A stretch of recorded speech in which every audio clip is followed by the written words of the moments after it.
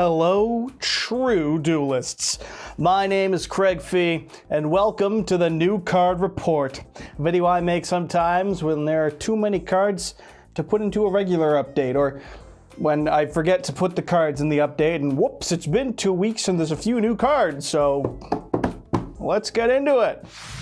We start with a look at Animation Chronicle 2023 and support for Photon of all decks.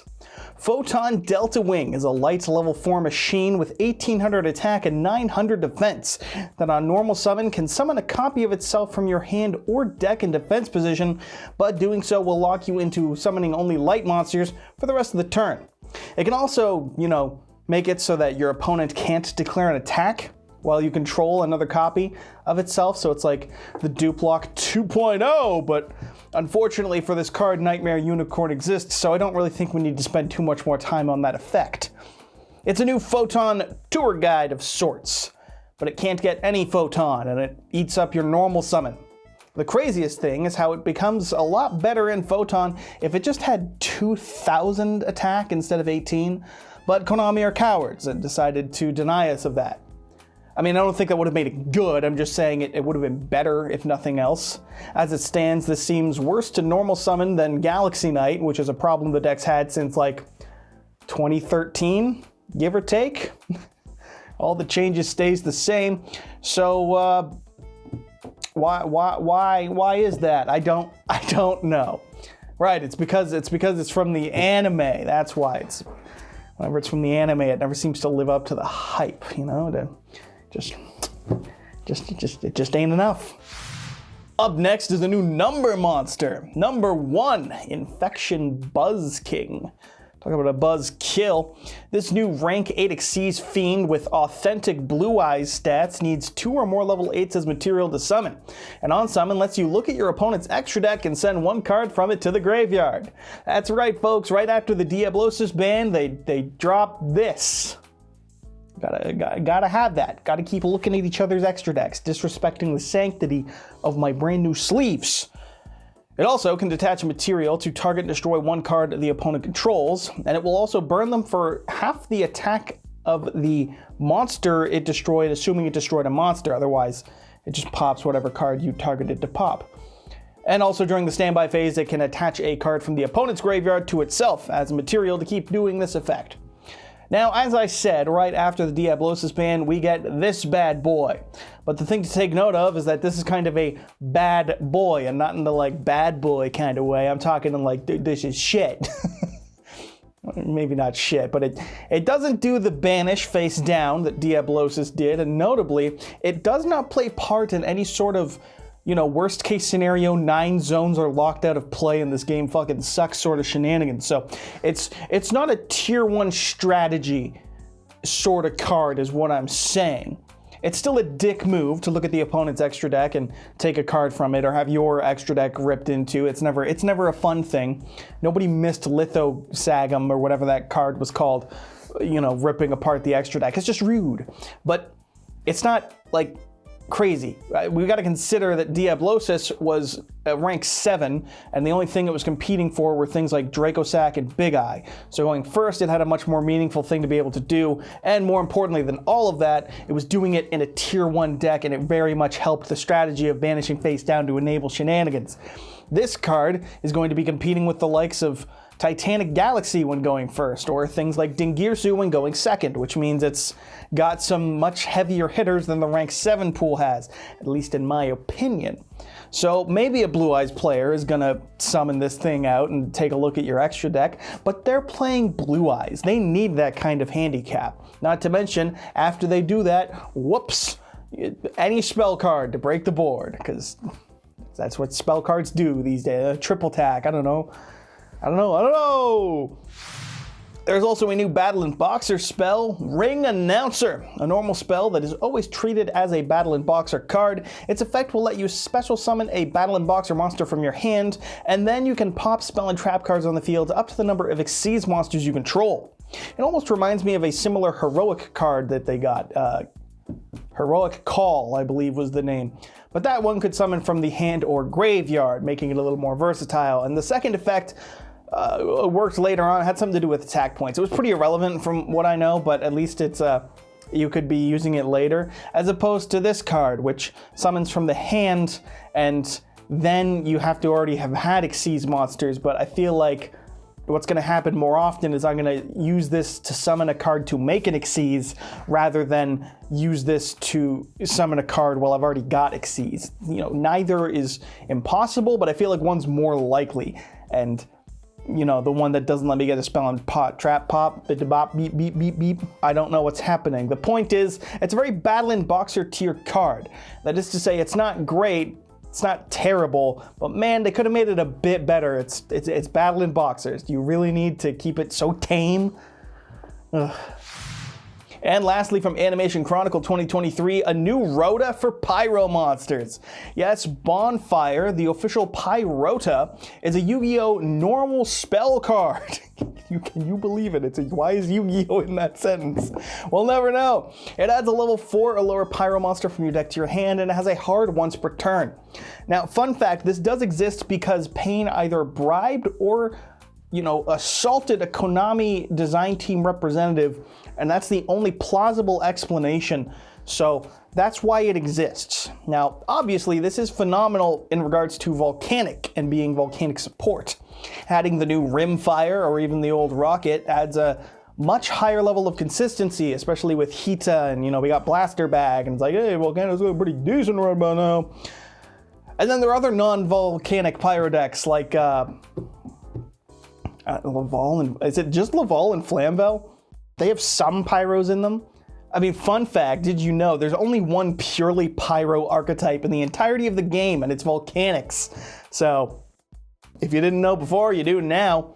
And you know what, let's get on to more important things, okay? The level 4 tuner that summons itself from the hand, the Animal Candle? What was the name?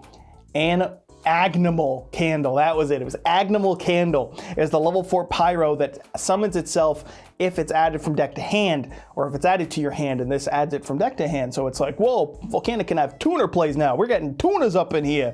We can make the Salamangreat synchro now, and then use it to summon out the fucking barrier statue, because this is ROTA for barrier statue too, because nothing is sacred. Which, yeah, that's the way to take it. Either this is really cool tuner access for Pyro, or the barrier statue is more searchable in Volcanic.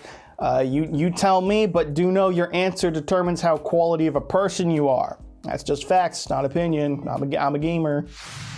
And that card segues pretty beautifully into the next bit of cards, all from the legendary duelist Soul Burning Volcano, because a truly volcanic card has been revealed as well. Volcanic Emission. That's right, they've got emissions, and as such are subject to a carbon tax, something you should know before considering picking up the deck. This normal trap can activate one of two effects, and can only be used once per turn. Either you can take one Volcanic monster from your deck and either add it to your hand or summon it, ignoring its summoning conditions, but it will be returned to the hand during the end phase. Or alternatively, you can target a Pyro monster on the field and inflict damage to the opponent equal to its attack. But if you controlled the Pyro monster at this card's activation, the damage that they'll take is cut in half. Now, this is settable or searchable, or however you wish to refer to it, with the new Volcanic Emperor, which makes it reliably more accessible. And it can summon out Doomfire during the opponent's battle phase to force them to attack it with Doomfire's effect and then get its pop and burn. Woo! That's, of course, the fanboy application, but it can also, help burn for game. If you play Volcanic Queen as a Kaiju and then you burn your opponent for 2,500 on top of Emperor's 1,500 it does when it's summoned, and the 1,500 damage from scatter shots maybe. I'm just saying, it could all add up. The problem is it's competing with Volcanic Inferno, the new continuous trap, I believe it was, that acts as a monster negate of sorts and can recover resources during your end phase. This newest one here isn't bad, but I think it's not quite as good as Inferno, I believe it was, the continuous one I just mentioned. I think it can be cute for some extra burn, an extra 15 as a quick tie for game, but it's not their best new toy that they've received. Oh, and just because this hasn't been funny enough, I'll inject some comedy real quick, because the art shows Volcanic Queen and Volcanic Doomfire, which means that Doomfire's a little bit of a manlet of sorts, or at the very least he's a short king. or queen. I don't know what its gender. It's a short one. Thing's tiny compared to queen, so short king. Doomfire's a short king. It's just going by the facts. You can't prove me wrong. And last up from the soul-burning Volcano is a 2-week-old Salamangreat card. Just in time. Salamangreat of Fire is a new level 2 Cybers with 800 attack and defense that on normal or special summon will add a level 4 or lower Salamangreat from deck to hand, but will lock you into only summoning fire monsters for the rest of the turn. It can also banish itself from the grave when a Cybers monster you control battles to destroy your own Cybers monster. I'm guessing that the blowing up of your own monster is meant to be used with the new Link 4, to summon it back and then get a slightly buffed attack stat from its own native effect. And we all know that nothing says a playable Link 4 quite like something that wants to be desperately hurled into the graveyard and then revived later on to be slightly bigger. Hey, how much attack does Access Code usually have? Anyways, as for the other effect, it's not terrible. It's an in-theme Lady Debug, right? But with a Firelock. It does have the marginal improvement over Debug in the fact that it's a Salamangreat, meaning that you can just link it into Balinks, and if you have your Gazelle that you probably searched off this thing, a Salamangreat went to the graveyard, so you can use Gazelle. You don't have to Balinks, search the field spell, use the field spell, Balinks into Balinks, waste your reincarnation Link summon, or whatever the term is, and then go on to your plays. So that is something to know. As for other things you could do with it, I don't know, not play it? I don't know. I've heard it's mid. I'm not going to pretend to be a Salamangreat expert. Once again, this is something that the deck was not lacking in regards to its overall support. This consensus is being, we're not really doing anything new here.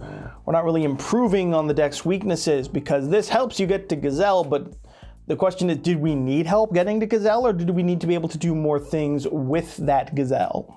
Also, why the fuck is this thing just named Of Fire? They're all of fire. It's a whole fire deck. What the? Get a better fucking, a literal plug. Actual genuine plug of a fucking card. That is an insult. I'm offended. I hope it is too. And wrapping it up for today's video will be a new spell from the structure deck, the Crimson King, formerly known as Featuring Jack Atlas. I don't care, they should have kept Featuring Jack Atlas. Absolute Power Force joins a plethora of cards named after core sets. This one is a quick play spell card. By targeting a red dragon archfiend you control, it will gain these effects if it battles an opponent's monster until the end of the damage step. Your dragon will gain 1,000 attack. The opponent can't activate cards or effects. If it battles a defense position monster, it will inflict piercing damage, and any damage that it inflicts is doubled to the opponent's face. They don't take 3k or 4k attack, they take 6k or 8k or whatever the stat line is, which are all solid effects by themselves. It's too bad that this card is irrelevant. Look, I get it. It's a cool anime moment. Big number and big one punch by the big demon dragon. I can support it. Some goofy fun stuff. And it's even a mirror to Junk Warriors card. And then you know, you can play your Yusei Jack duels and try and punch the other dude harder with the Junk Fist card or whatever it is in this one. Cool. Fun. Fine. Totally okay with it. But in regards to making the deck more competitively viable and playable, and I can bring it up against my buddy's Lightsworn deck and not get clowned on, or just like live and die off a single supernova negate, I'm a little underwhelmed. I'm not even whelmed, I'm not overwhelmed, I am underwhelmed here, ladies and gentlemen. Okay? It's entirely battle focused. Sure, they can't respond to my dragon when it's attacking, but if they've built a 4 negate board and I activate this in like anywhere, then they can just negate it, right? Right? It's searchable. There's a new resonator to search it, but at its absolute best, it's a one of. Personally, what I was hoping for, instead of just a random battle Coolio spell, was in fact another dragon. I think that's exactly what Red Dragon Archfiend needs. We need Ultra Mega Supernova Dragon Supreme Mode Sicko style. Sicko Mode Dragon guy. That'd be a great card. I'd love saying that name. Still half as long as DDD name, so you can't even complain about that. But hey, you know what? With the artwork of this card, we can finally high-five the Demon Dragon. So, bah! I'm probably not editing that. Well, poggers, am I right? Oh, I said that out loud. Fucking kill me. And that's enough of the new cards, so on to the sponsor. Thanks this week, as always, go to the LIFD Magnetic Display, the best way to support my channel currently and the true Duelist approved way to show off your favorite card, from the Salad Plug to the Firefox. Because we're not showing off Chrome, that shit uses too much RAM. That's enough rambling from me, because this is a sponsor, damn it. Really, this is a great way to display any of your favorite cards, and I've even got one on the way myself that will be sitting here soon enough, I can assure you. And I can get you one for just a little bit cheaper by offering you to use my promo code YGOStrats15 for 15% off, or have it apply automatically by clicking the link in the description. Thanks to LIFD for the continued support as always, and thank you for watching. And so that wraps it up for today's new card report, just covering some of the new cards in this one. Maybe I should be doing shorter, smaller videos of just 1 or 2 cards more often. Whoops. In my defense, I needed to not save Zelda because there was a Kolrocker 800 to find, so whoopee. But in the meantime, you can stay tuned and you can subscribe for this week's update to impress your smoking Italian wife, and so you too can be a true duelist.